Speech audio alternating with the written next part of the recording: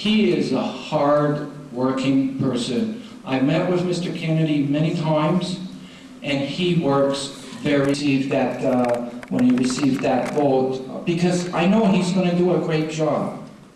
And I'm so happy on short notice and during a hectic and busy schedule, he was able to attend here so he can talk to the students here.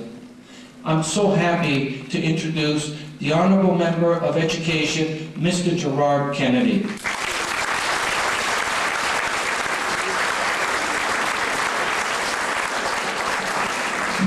Thanks very much.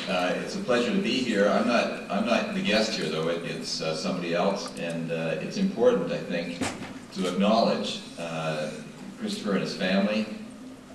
You know, any one of us could be in this position. There are sadly too many people in this province right now who are waiting to get on with their lives, who are affected by the fact that we don't have an outlook in Canada, in Ontario, where we're really prepared to talk about organ donation and the need for some people to be able to continue their lives with the consideration of others. I don't think there's anybody here that would disagree that if a tragedy were to happen, that we'd like to see somebody benefit, but to actually make that happen is a lot harder than you think. There's some of the people on stage here that know about that. You should know about George Marcello is that he's somebody I like to think of as also just like the rest of us. And it's happened to him that he got an organ transplant. And rather than simply accept his good fortune and get on with what could have been the rest of his life, he's made this a big part of the rest of his life. He's walked around Canada now once, around this province twice. You've done Canada twice. Canada, Ontario, Toronto. He has decided to get through to the rest of us. It's not that pleasant a subject. If you think about a lot of the sources of donations are people who've been involved in tragic accidents and so on. There are also live donations, and we have an example of that on stage here today. People can help with an organ transplant under certain circumstances. But it's really just the ability to talk about it. It's part of our human experience. And there's somebody that stepped forward at a pretty young age here, inspired, I think, by George's efforts, to just make us connect a little bit, make us understand. We're all a little bit vulnerable. You know, you guys are an age where you may not think so. Kristopher shares that age with you, and his outcome could be different unless something happens in terms of people stepping forward, families helping to make decisions, people being part of a solution for him. I believe there's around 4,000 people in this province who have their lives sort of in a box. And it's amazing to me that Kristopher's able to get out and be on the road and do that kind of thing with the kind of health predicament that he has. But for a lot of people, there's even less to their lives. And they're, without putting any drama to it, their lives could be shortened if they don't get a change in the attitude of this province around how people decide to simply do very simple things.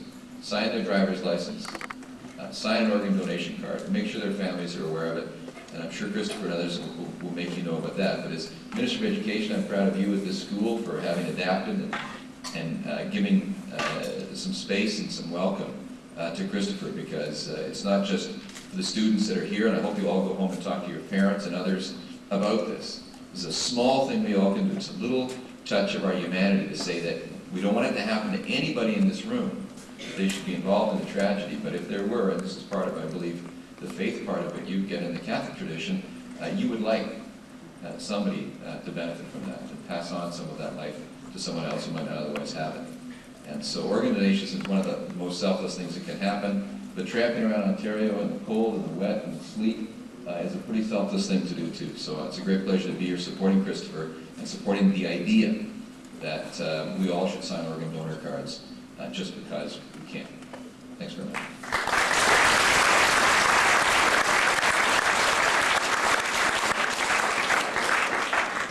Thank you, Mr. Kennedy. And before you do leave, we hope you can stay as long as possible. Before you do leave, Kristopher is going to present you with something.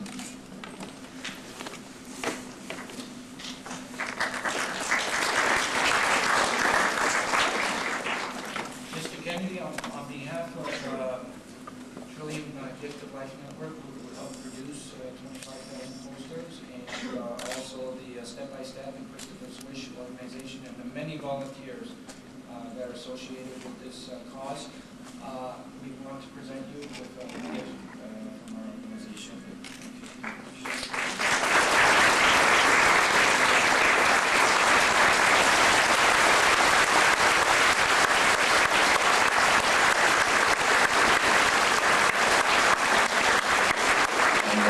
As you can see, it's a poster for Kristopher's Wish, and it'll go in the window of my constituency office where George's poster went before that, as a way of making sure that more people know about what Kristopher's trying to do. Thanks very much.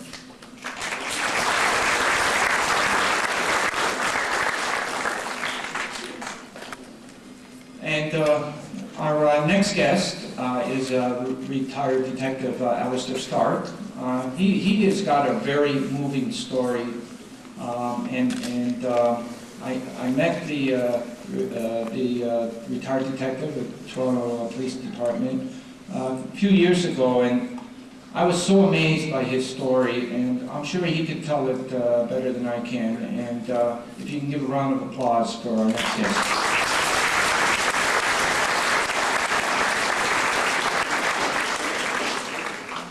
Hi, my name is Alistair Stark, and I'm alive. It's a great, great feeling. I'm alive because I had a liver transplant. About a year and a half ago, I retired after 30 years in the Toronto Police, and just starting to get ahead with a new phase of my life.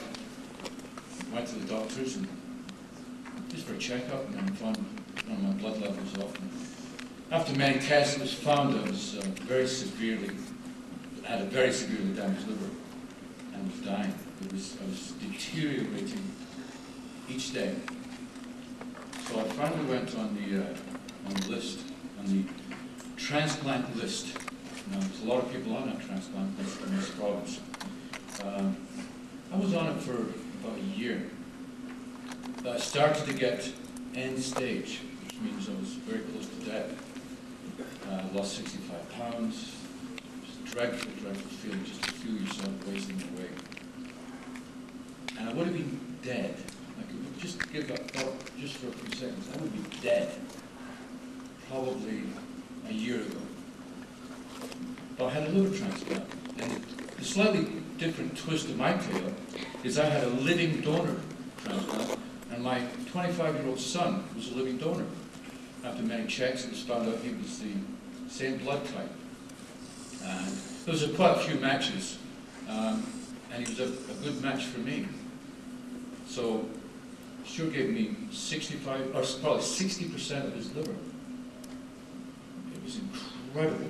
Now, just a lot of people don't know that the liver is the only internal organ that can regenerate. So Stuart gave me 60% of his liver. My liver was removed. It was terrible shape. 60% of Stuart's liver was put into mine, and about between 4 to 6 weeks later, Stuart's liver had regenerated to full size. It's incredible to even think about that. It gives you a lot to think about when you're dying, and you know you're dying. You have a lot of faith, and it develops a faith in your medical team, and in your God, and your family, because you've got to face death. You know, you can't just switch off. It's there and it's coming.